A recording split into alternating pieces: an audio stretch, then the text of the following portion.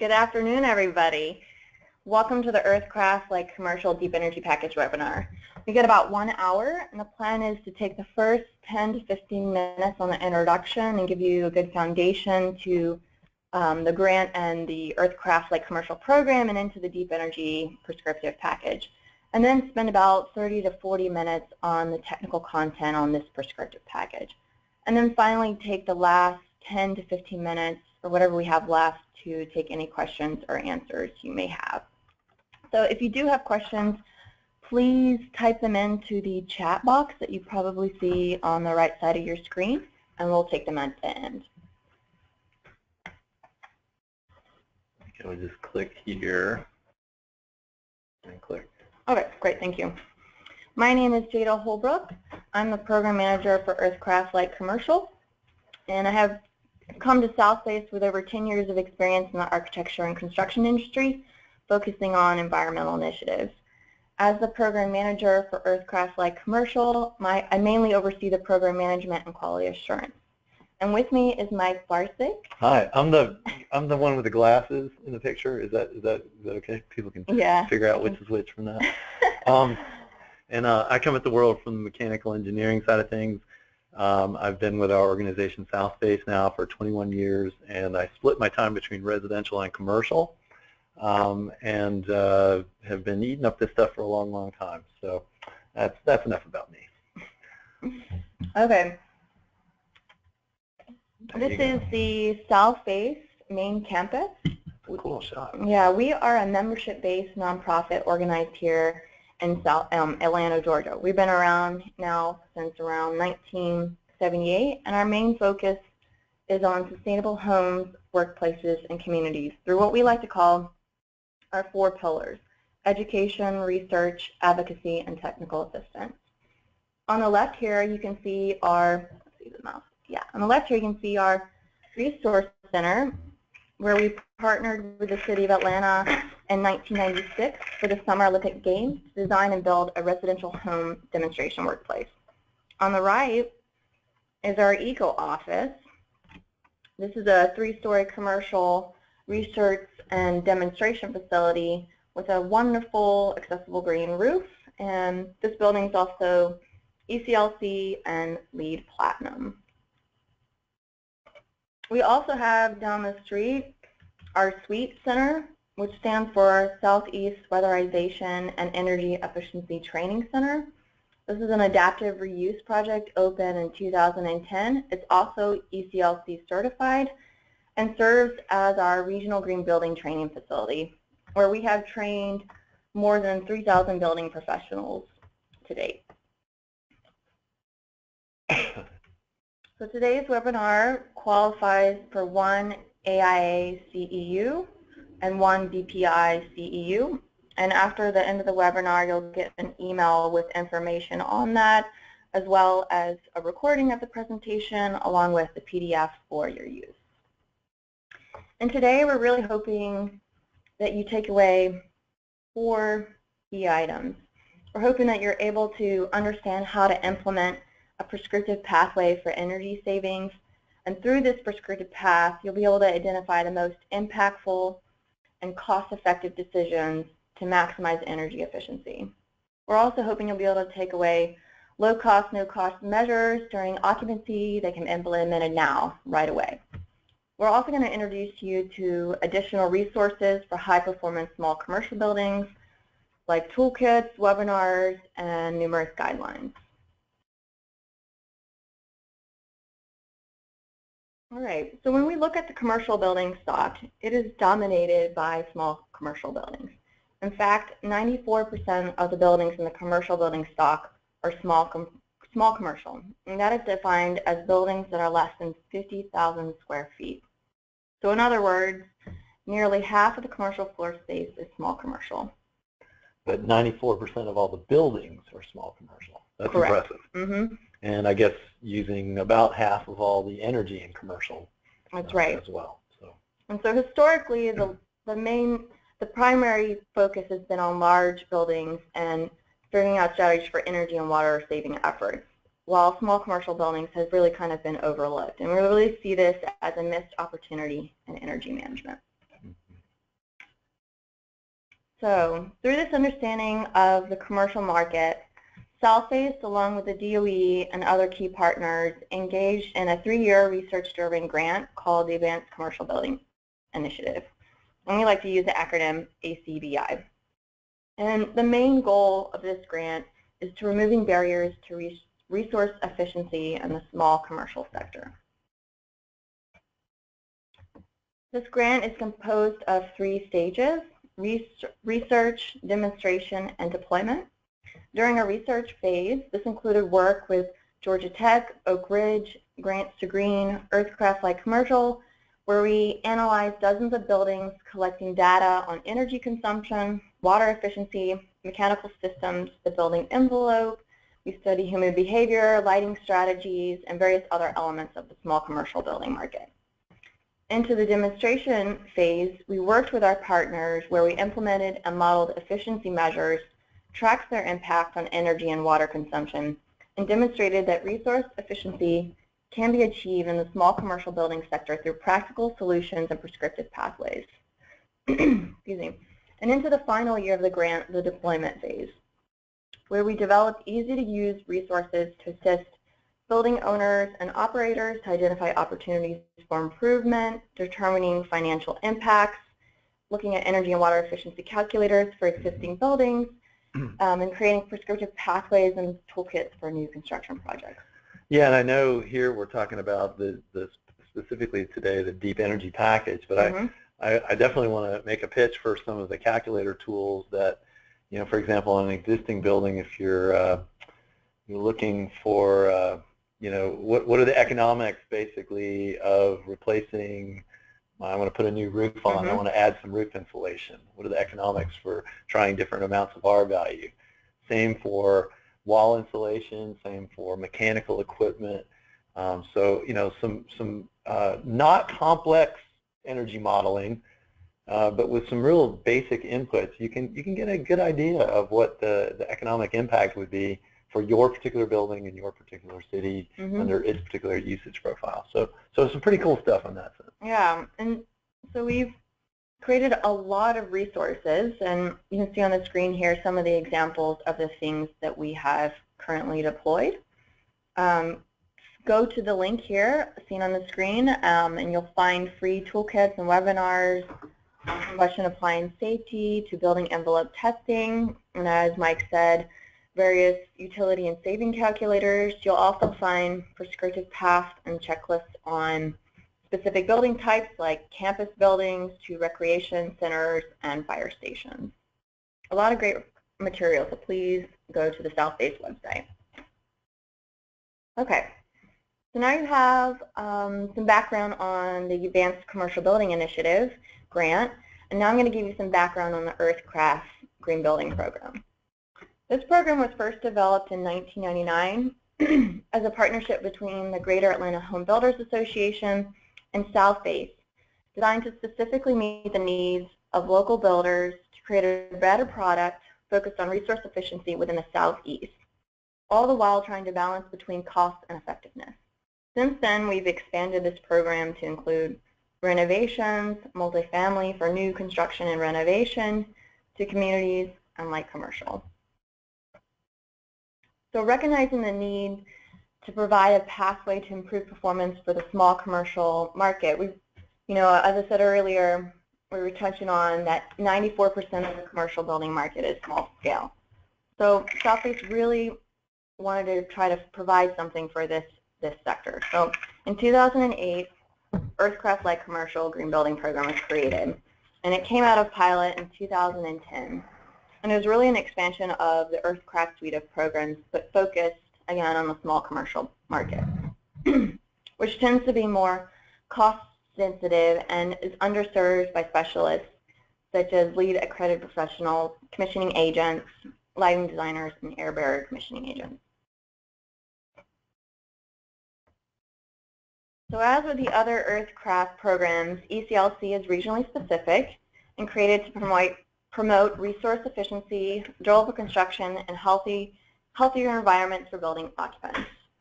This program is available for new construction and major renovation projects that are less than 50,000 square feet. We do take a look at projects that are larger than that on a case-by-case. Yeah, it's interesting because in light commercial world, what we found is less about the square footage of the building. It's really more about the complexity of the mechanical systems. We're really trying to not go after buildings with a central chiller, big, more complicated mechanical systems.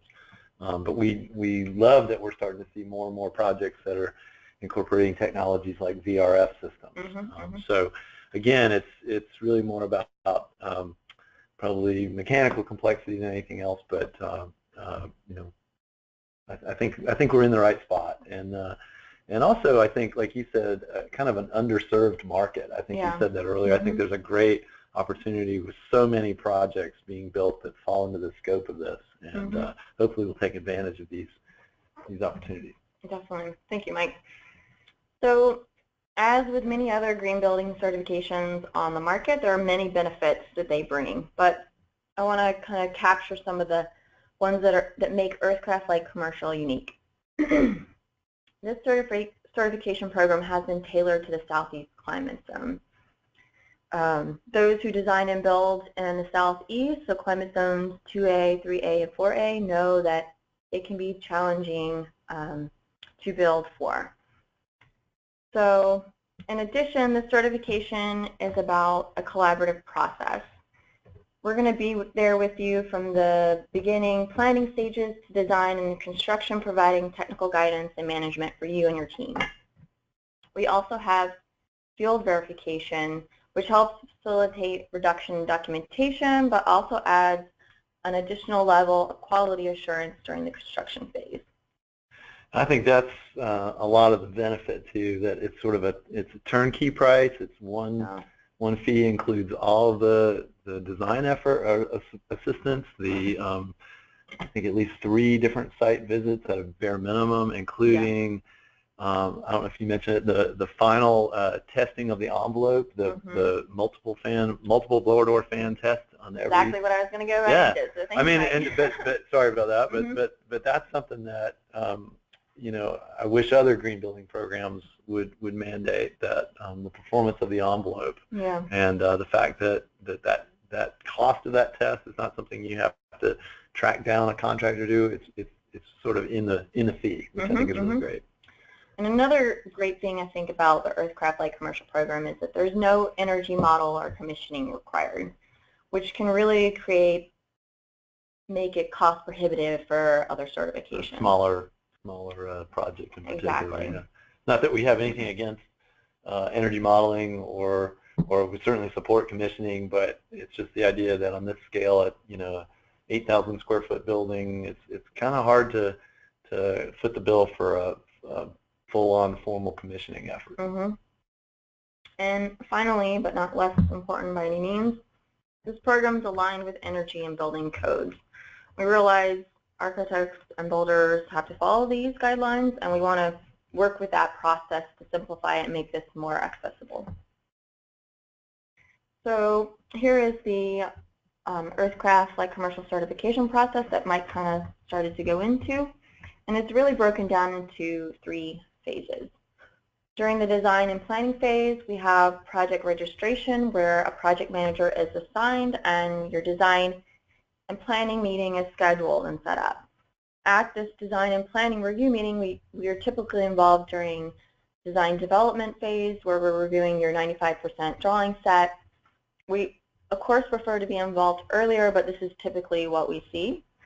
This is a working meeting with the team where we're establishing certification goals and different point thresholds. And the last step of the design and planning phase is the pre-construction meeting, where we're reviewing the construction drawing set at 95%. We're meeting with the team again, but we're also requiring the general contractor and the site supervisor to be present. And we also prefer for key subcontractors to be present, like the installation and HVAC subs. And the main focus of this meeting is on the construction general contract related requirements, and also kind of giving everyone an introduction of what's going to be happening in the next step. So during the construction phase, we've got 2 site visits. The first visit is focusing on air sealing of the envelope. And the second inspection looks at insulation coverage before the drywall goes up. And these are really important inspections, and when they're done right, you're going to know the performance of it when we come in and do. And the next step during the certification phase, we have the final envelope air leakage test, and we'll really see the quality of the air and sealing of the envelope at this time. We'll also do a final walkthrough of the building, making sure appliances to fixtures have been installed per design specifications. So you've done everything perfectly. Everything looks great. We award you with a certification. Must be the real world then, right? Everything went perfectly. Yeah. So you get a certification, and you're not quite done yet. We also require property owners to provide us with energy consumption data through Energy Star Portfolio Manager for up to a year. So you don't quite get off the hook there. Well, and you say off the hook. I mean, this is how we learn, and this is how we improve our building stock, is to monitor its performance, and it helps us continue to enhance the program. So many of the updates that you're going to talk about, some of those have come because we were able to look at data from previous projects. So it's an important part of the process, and it doesn't cost anything. You just have to agree to share your data. So, but you're right. You can't leave us. You can't leave us behind and never see us again. Okay. So now you understand the ACBI, the Advanced Commercial Building Initiative grant. You understand the EarthCraft program and Light Commercial specifically. Now let's jump into the deep energy package. So as a part of the grant, we strive to develop a prescriptive pathway for deep energy savings through the ECLC program. Our original goal was to reach the Architecture 2030 50% energy savings challenge, which is equivalent to 25% energy savings compared to ASHRAE 90.1 2007. But instead, we developed a prescriptive pathway for 40% energy savings compared to ASHRAE 90.1 2007, which we call the Deep Energy Package. So, if some of you aren't quite familiar, Architecture 2030 is an organization that was established to respond to the climate change crisis. And this organization's mission is to rapidly transform the built environment from being the largest contributor of greenhouse gas emissions. And based on our analysis, applying the ECLC Deep Energy Package to commercial buildings under 50,000 square feet can produce a 35 to 40% energy reduction from code. So ASHRAE 90.1 2007 baseline. So our target was to basically beat, and I say code because that's what most states have as their code today. The majority of states have 90.107 or something close to it. And our target was to try to beat that by 25%. And what we're finding is it's really closer to 40%. Right. Excellent. So we're really kind of hitting in the 60 to 70% Architecture 2030 challenge. So we're doing great, actually. That's a lot of percentage going around. All right. So a little bit of background on kind of how we started here.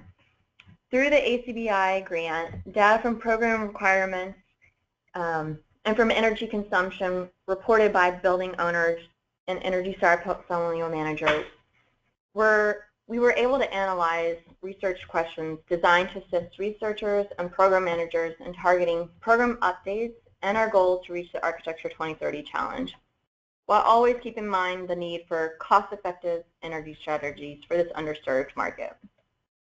In addition, we took 5 ECLC certified projects covering 5 different use types where we partnered with the building owners to analyze energy savings from energy conservation measures.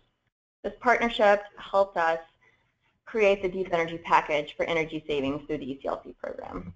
So our engineers studied the post-occupancy energy performance of these buildings through a variety of measures, including circuit level monitoring, hourly energy simulation modeling, and energy efficiency analysis for 1 year.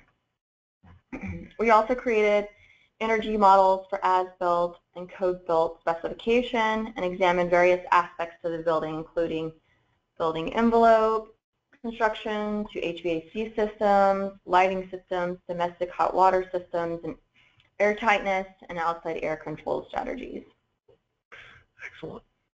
Yeah, so I guess the takeaway from what you just described is that, you know, we have a knowledgeable staff, experienced staff, and it's not just engineers. We have architects and designers and so on, and we all kind of used a little bit of our experience to kind of say, well, what do we think makes a difference, and what do we think will help us get to this, you know, performance target?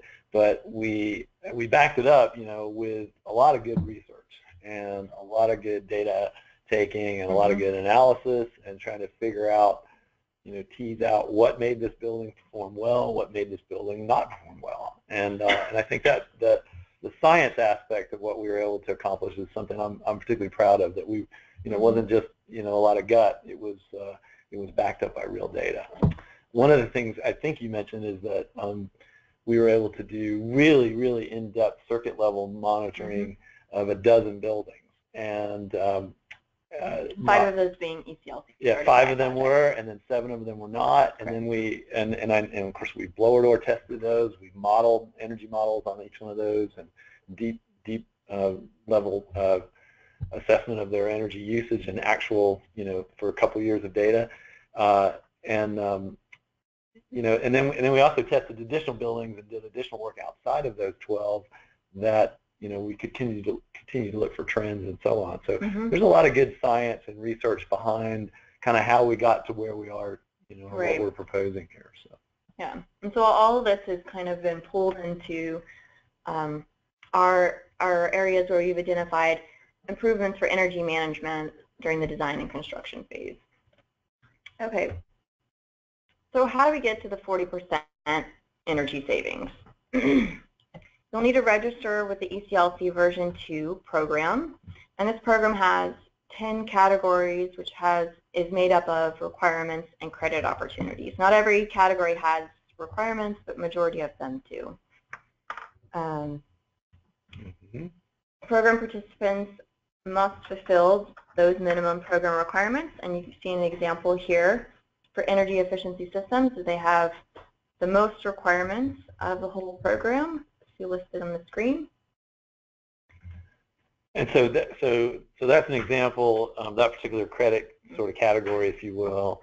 You must earn all of these requirements that are listed here, and a lot of these, I think I would say, are kind of I don't want to say common sense. I wish they were. Best practice. Best practice, yeah. I think, is a good word, and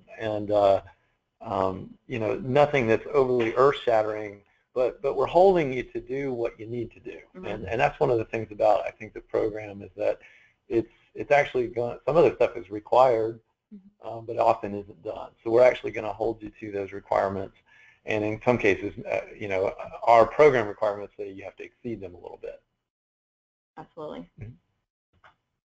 So now you've met the minimum program requirements for EarthCraft Light Commercial. You also need to meet the minimum certification point threshold of 100 points. On top of that, you will need to fulfill the Deep Energy Package 15 credits that must be earned within the program that have been embedded within the following categories that are highlighted on the screen. Program participants use the ECLC worksheet or the scorecard to facilitate project team goals and fulfill and see the deep energy credits that are required to be earned that are highlighted in green. Participants also use the technical guidelines where they'll find the detailed descriptions of criteria and the verification process, and they'll also find the 15 prescriptive deep energy measures that are indicated with the Deep Energy Package logo seen here. Right. So you have to, so let me recap and tell me if I get this right, Jada. You have to earn or satisfy all the program requirements, which are minimum requirements, and then you must earn these specified 15 credits. You're going to earn the points for those, but you have to earn those points to get deep energy. So you need to meet the minimum program requirements, and then you need to fulfill the 100-point certification threshold, and then also meet the 15 deep energy credits. So these deep energy credits, whatever points you got for that, that would contribute to your 100 minutes. Correct. Okay. Great. Okay, great. So now we have a good foundation here, I think, on the grant where we've come into the EarthCraft program, into the EarthCraft Light Commercial, and how we've come about the deep energy package. Now I'm going to hand it over to Mike, who will jump into the deeper. Yeah, so we're going to, and again, just for clarity, we're not going to really talk too much about the requirement items that are just, we showed a list of a couple of them there earlier. We're going to really focus on the 15 credits that essentially you must earn those credits, and what those are about, and talk about why they're in the program as well. Go ahead.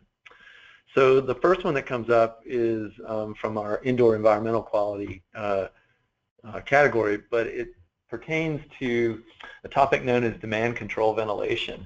And we think that this makes a lot of sense, particularly in a hot, humid climate. No free lunch. Every cubic foot of outside air you bring in costs you money. So you want to bring it in intelligently. You want to bring in the right amount. And if you have opportunities to throttle that back because no one's in the space or it's a large space with very few people in it, we absolutely want to reap the energy savings from that. So that's called demand control ventilation. There's two main ways of doing it. One is with a carbon dioxide or a CO2 sensor. As humans, as we breathe in oxygen, we exhale CO2. The levels of CO2 go up if a room is packed full of people. And a sensor on the wall can, or in the building can detect that and send a signal that says, hey, look, there's a lot of people in this space right now. Let's open up the ventilation and bring in a lot more ventilation. And when people leave, or when we essentially satisfy that, the sensor says, oh, the CO2 levels are going down. Let's throttle back.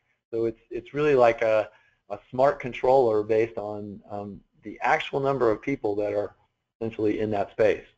The code requires it in some spaces anyway, but we require it in more spaces in our program.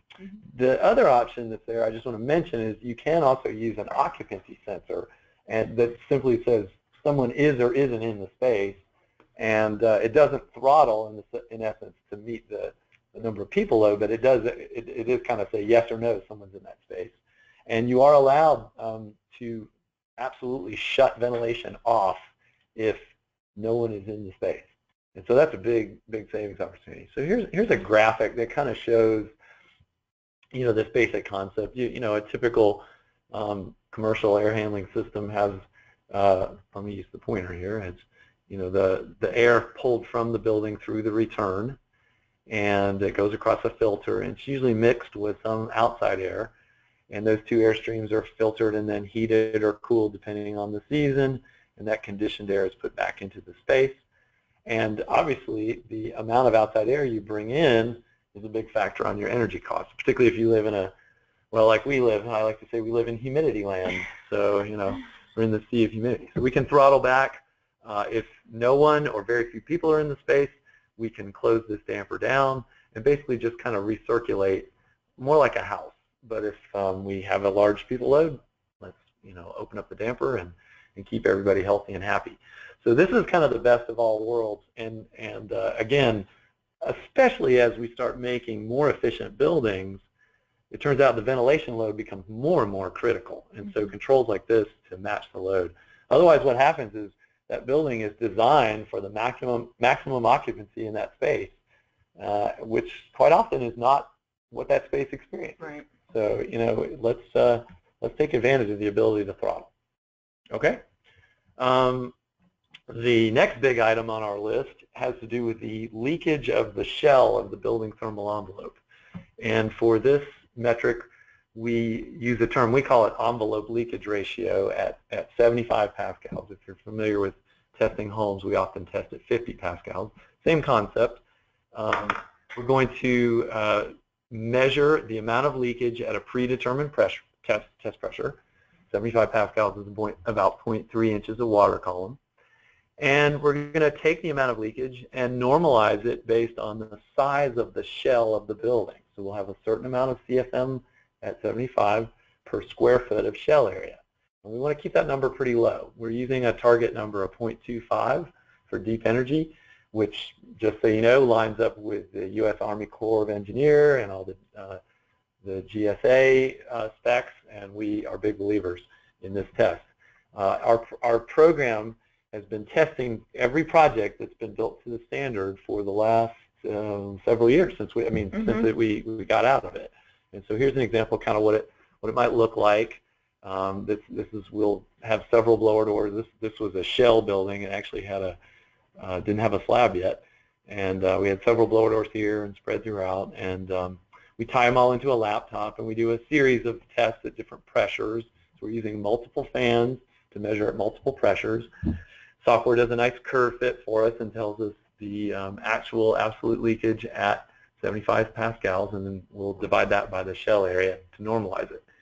This one looks like it came in pretty tight, and we found that it's really interesting. If you pay attention and really try doing air sealing, you can get considerably tighter than if you don't try. So we kind of have basically the projects that were built under our requirement and how they came in at least 3 times tighter than an average building that wasn't under the requirements.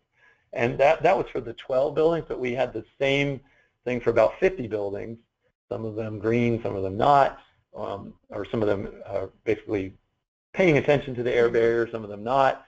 And the net result was almost the exact same ratio, at least 3 times leakier on the standard building on average than the one where you're actually trying to make it tight.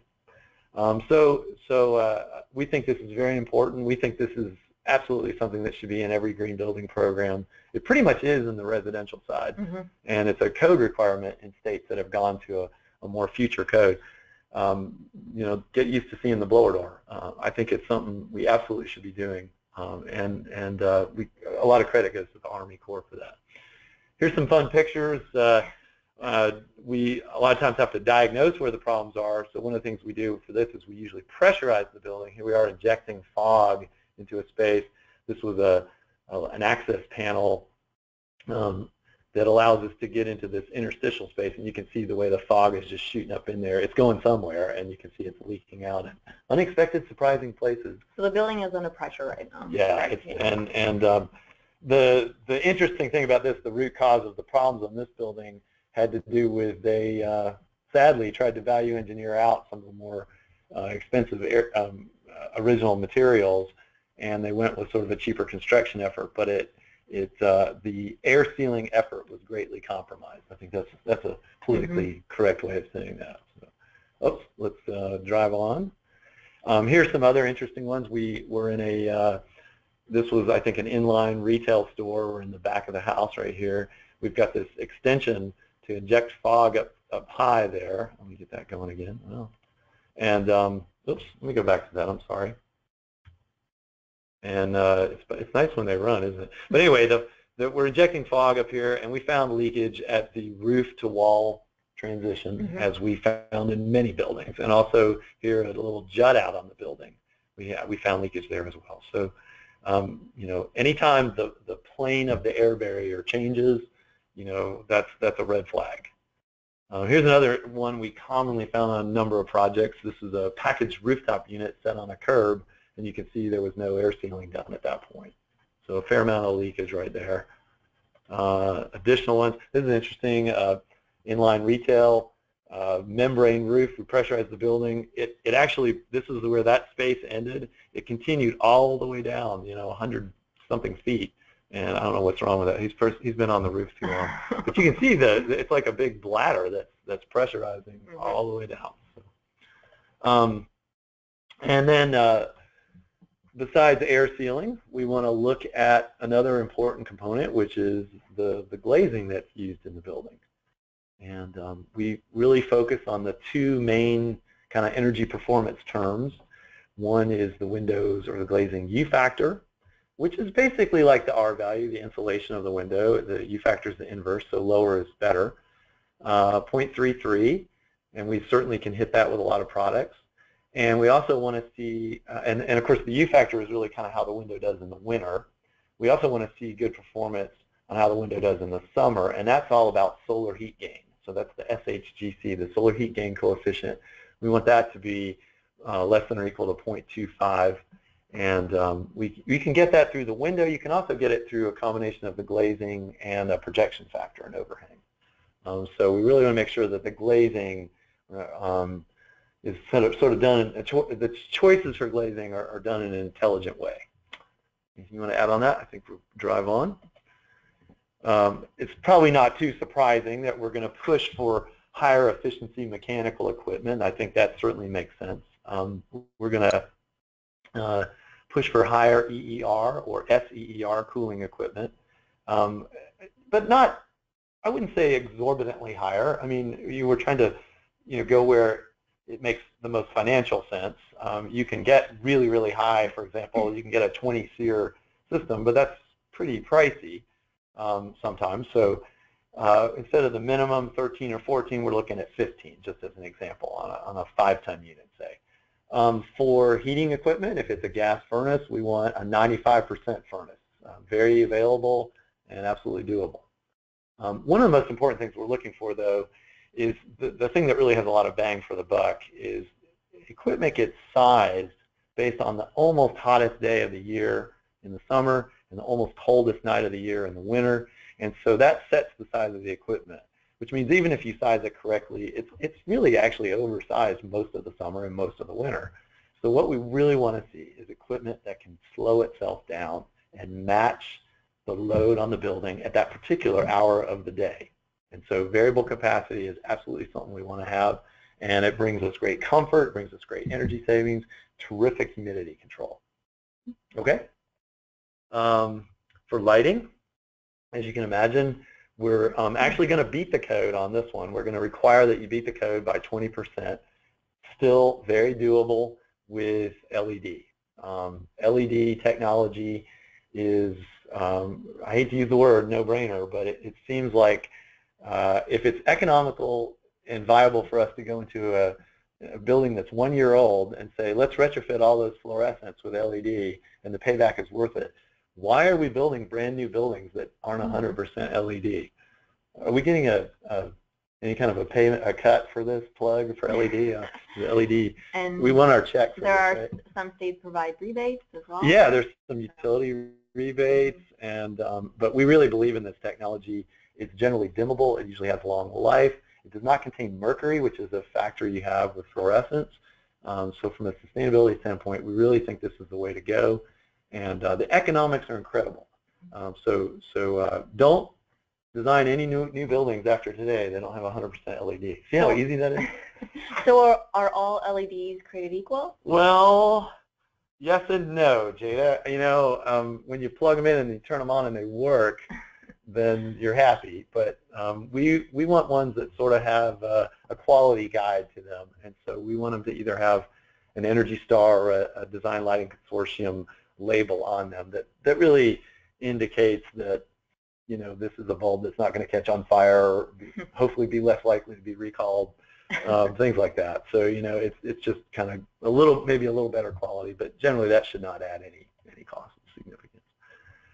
We in the ECLC program want to take advantage of tools that are out there. One of the tools that we've used and will continue to use is ComCheck, which is free.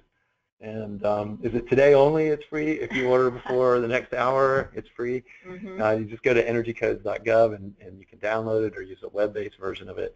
I can't think of a better tool for lighting in particular. It's great for envelope. You can do sort of trade-offs within the envelope. It doesn't do much on mechanical. There's really no trade-offs there, but from a lighting standpoint, there's really nothing better. It does all the math for you. It looks up all the tables. You pretty much just put in your schedule.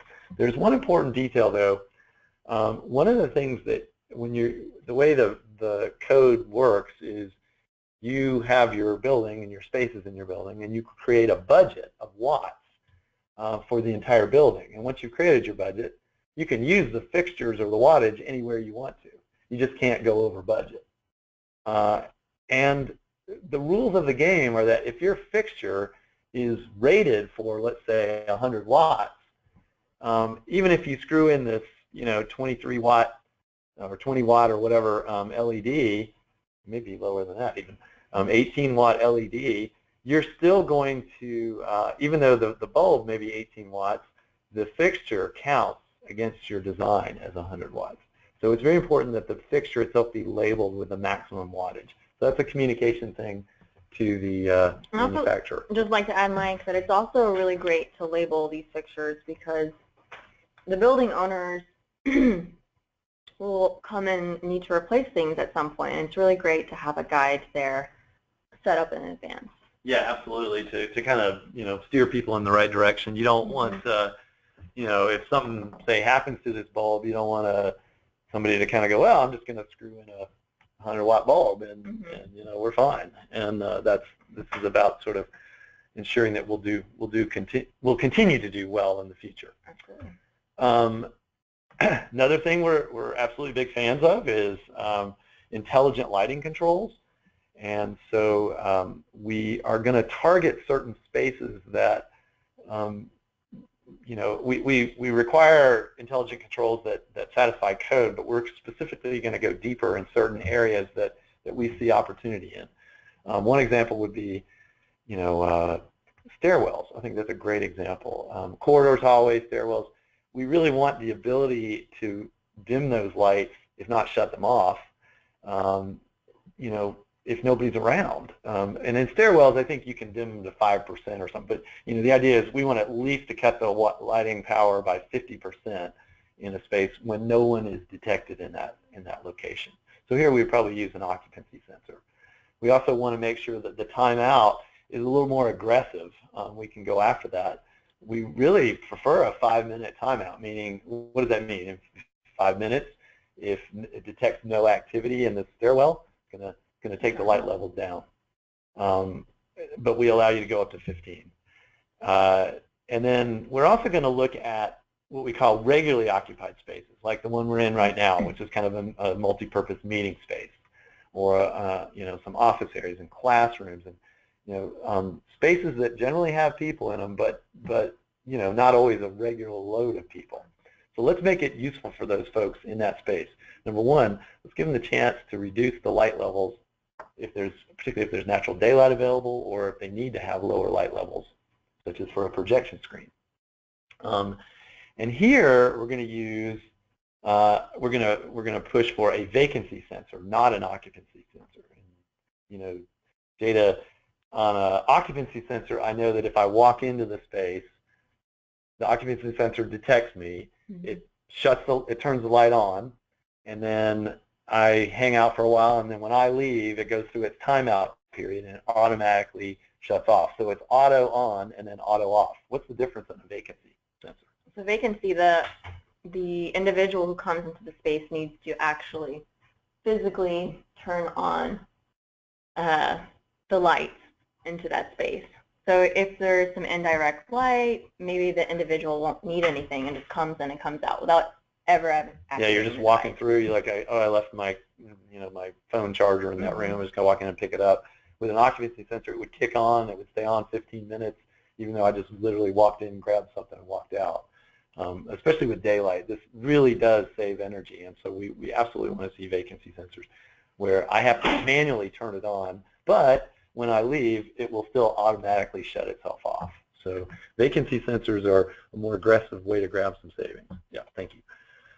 We also want to use LEDs for exterior lighting and institute a lighting control capability called curfew lighting, which certainly people have heard of this, but obviously we have to have, and this is a requirement of the program, you have to have automatic shut off for the lights during the daytime. But at night, when the lights are on, there's sort of a full level of lighting. And then when the business is unoccupied, or let's say after midnight or at some point, we have this opportunity to reduce light levels. Not shut off, but let's say cut them back by 50%. And that's our sort of midnight to 6 a.m. light levels. And that's a great way to nobody's around supposedly, but there's still some security lighting. And so that's a great way to garner some more savings. If you have a parking garage, there's sort of some specific details around that. I think I'll just keep moving. So water heating. As you can imagine, if you have a central tank, we want it to be efficient. And so we're going to push for If it's gas, we're going to push for a condensing combustion, sealed combustion condensing, either tank or tankless. And those units are very safe from a combustion safety standpoint and very efficient as well. If you're going to go electric and you have a central tank, we are going to really push you to a heat pump water heater, or the other strategy is try to use point of use. And a point of use is something that we've had, we think, a lot of success with, a lot because of the issue of hot water distribution. Mm-hmm. So it turns out it's hard to model this, and I don't even know that our models take credit for the savings here, and it's pretty significant, but it's very building dependent, I guess. But it turns out that probably it's even more efficient than the thing that makes the hot water is how much loss you have getting the hot water to the actual user at that fixture. And so for hot water distribution, what we want is either an on-demand recirculation system, or what's shown here is a very close by point of use system where you're actually making the hot water right there, so the distribution losses are just very minimal. One thing that's kind of interesting, I was going to comment here, we had played around with this over the years with using the tankless electric resistant water heaters, and we were finding that when you put a low flow aerator on the faucet, unless enough water goes through the faucet, the little tankless thing will never activate. In other words, you won't get any hot water because you're trying to save water. So we want to save water, and what we've kind of gone to is a very small tank. These are 2.5 gallons. They're very close to the unit. That could probably serve, a bathroom or two with hand washing. Not a shower. We're not pitching this for a shower, but a lot of commercial buildings don't have a shower. And yeah, there's some sort of a very, localized use. And if you put the hot water source right there, you don't have to run all that copper piping all over the building. So this is actually a really good strategy that might actually save you first cost. Okay. Finally, or towards the end here, we've got labeled appliances for Energy Star. This is kind of no-brainer stuff. It's just, things that taking it beyond our residential scale appliances to things like office equipment. We're going to mention vending machines as a particular one. We saw some vending machines. We saw one project where they had a Coke machine, a soda machine. I'll be generic. I'm from Atlanta. We say everything's Coke, right? So a soda machine that had maybe 4 or 5 people in the building that used it, and we started, we put an energy monitor on it and figured out that they were paying over $1,000 a year for that vending machine. It was not a particularly efficient one. And, when the building owner found this out, they were like, well, I could just buy soft drinks for my employees and stick them in our refrigerator, and it would be cheaper. And they're like, the answer is yes, you could. So really, if you don't need that vending machine, it is an opportunity to get rid of it, or look at least a more efficient one. And then finally, Jada, you want to talk a little bit about the facilities Sure. operations manual? We're big believers in sort of greasing the skids for this project to succeed. Definitely. The EarthCraft Light Commercial requires facility operations and maintenance plans for the minimum program requirements, but for deep energy, we want you to go a little bit further and include a procurement policy that requires high efficiency lamps and a policy for 100% Energy Star appliances moving forward. And also, we want you to include a filter change-out log. These are just great things to have in place to ensure success for the longevity of the building. Right. I think that anything that we can do to set it up for success, that's what we're going for here. And then just a couple other side items. If you have a commercial kitchen, we want to pay attention to a couple things.